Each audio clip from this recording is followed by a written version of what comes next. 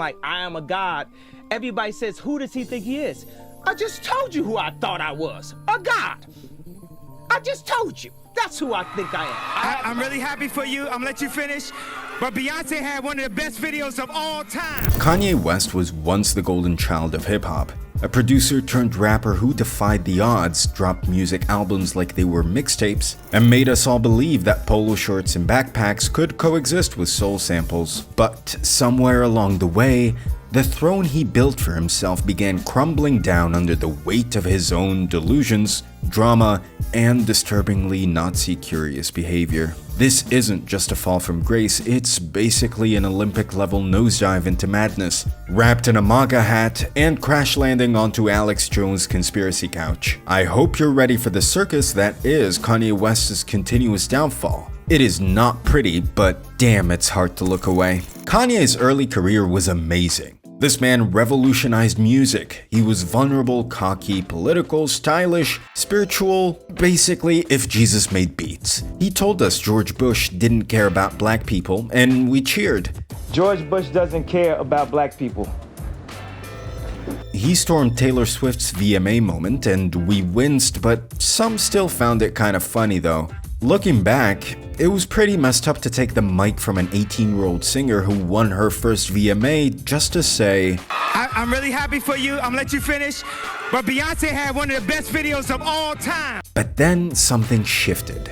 Slowly but surely, the musical messiah turned into a walking Twitter feed of unfiltered chaos, with enough red flags to start a communist uprising. Now, the Nazi stuff. Let's start with the headline grabber. In 2022, Kanye said he sees good things about Hitler? No, that's not a Babylon Bee headline, that's a real sentence that came out of his real mouth on InfoWars, hosted by none other than conspiracy grandpa Alex Jones. He praised Nazis. Praised Nazis. Let that sink in. The same guy who gave us Jesus Walks is now out here saying things that could get him banned from Call of Duty lobbies. The backlash? Immediate and brutal. Adidas, Balenciaga, the Creative Artists Agency, all gone like Yeezys on launch day. Billionaire status? Poof.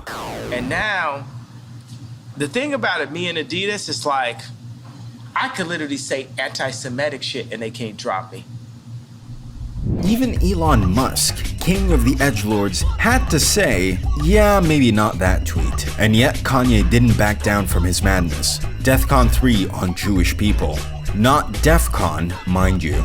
Grammar also took a hit. This wasn't a slip, it was a meltdown. A Category 5 storm of anti-Semitism, delusion, and internet access. Bipolar disorder. Kanye has been open about his bipolar disorder, and yes, mental illness deserves compassion, not condemnation. But at what point does Kanye's behavior stop being a cry for help and starts being harmful to millions? Me as an American, Jew, black person, that I cannot question that death and question the means he had. That was put on camera I'm not saying you to can't traumatize. I'm not finished. La la la la means let me finish. He once compared himself to Moses, called himself the greatest human artist of all time, and announced his presidential campaign during a tear-filled monologue about almost aborting his daughter at a campaign rally. If you're wondering how that campaign went, don't. It was like watching someone speedrun a midlife crisis in real time. Mental illness isn't his fault. But refusing treatment, surrounding himself with enablers, and turning every breakdown into a live stream, that's a choice. And he keeps choosing chaos. Kanye's Twitter, or X, account is basically a rotating museum of things you shouldn't say in public. He posted screenshots of private convos, porn, random Bible verses, half-baked philosophies, and beefs with everyone from Drake to Kris Jenner. Here's a quick sampling of his greatest hits. Kim tried to lock me up with a doctor. Chris Jong-un. I'm running for president of the United States. I love Hitler. His tweets often read like he's doing Mad Libs with a tinfoil hat on. No punctuation, no clarity, just vibes and manic energy. Twitter should have had a feature specifically called the Kanye kill switch. After divorcing Kim Kardashian, who deserves some kind of sainthood for surviving all that,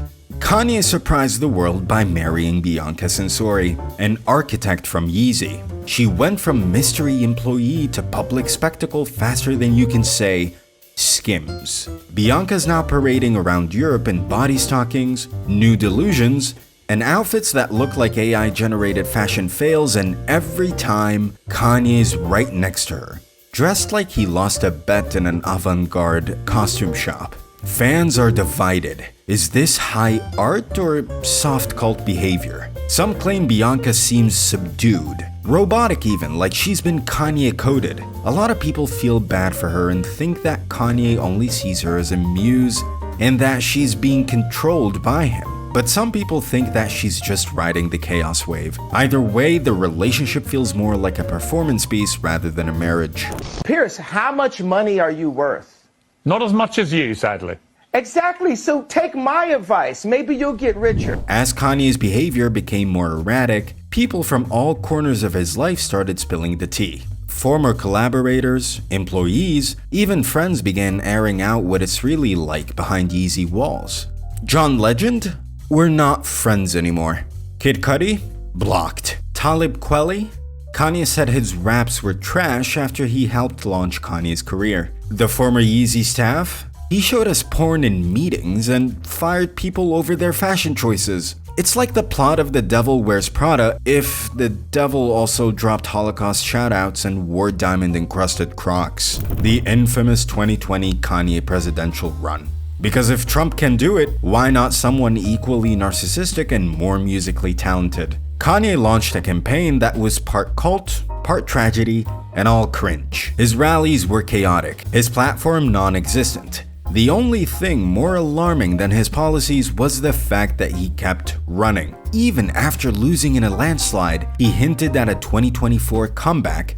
Thankfully, it didn't gain any traction, unless you count running into Nick Fuentes as traction. And let's not ignore that little dinner party at Mar-a-Lago with Trump and Fuentes. It's like Kanye went on Google and searched how to destroy a legacy in 5 easy steps. The music ain't musicking anymore. At the end of the day, we all tolerated Kanye's antics for one reason: the music. But even that started to slip. Let's be real. Donda was solid. Jesus is King? Different. But it had its fans. But Donda 2 released exclusively on a $200 stem player like he was trying to run a music startup out of his garage. It flopped. Hard. Half-finished tracks, no cohesive sound. It's like he exported demos and called it a day. He's gone from making anthems to uploading voice memos. He used to be the artist other artists feared. Now he's more like your problematic uncle who insists he still has bars, but can't make it through a Thanksgiving dinner without starting a political argument. The Yeezy fashion line? Also in freefall. Adidas dropped him, stored cleared shelves, and resale prices tanked. The man who once turned sneakers into a billion-dollar empire now can't sell socks without controversy. I know he's gonna wild out and he's gonna do something crazy. Everybody wants to know what I would do if I didn't win. I guess we'll never know. Is there a road back? Honestly, maybe. America loves a comeback story, but Kanye's would require a lot more than a good album. We're talking full accountability, actual therapy, and maybe, just maybe, silence for a while. But Kanye doesn't do quiet, he does spectacle. Meltdown, rebound, repeat. He doesn't want healing, he wants attention. And as long as we keep giving it to him, he'll keep spiraling in public, dragging his legacy behind him like a deflated balloon. Kanye West's downfall is a tragedy, written in caps lock. He went from redefining culture to becoming a warning label for unchecked ego, untreated mental illness, and the perils of fame without accountability. He's not just falling, he's skydiving without a parachute. And somehow we're all still watching. At this point, Kanye isn't a person to the public. He's a meme, a meltdown, a masterclass in what happens when no one around you ever says no. Whether he'll redeem himself or just keep descending into yay sanity, only time will tell. But one thing is for sure, this fall from grace is one of the history's books. And if you thought Kanye's meltdown was a wild ride, wait till you see Katy Perry's slow collapse from pop queen to cringe factory. Check out the full breakdown in the previous video, because watching pop stars self-destruct is the new reality TV.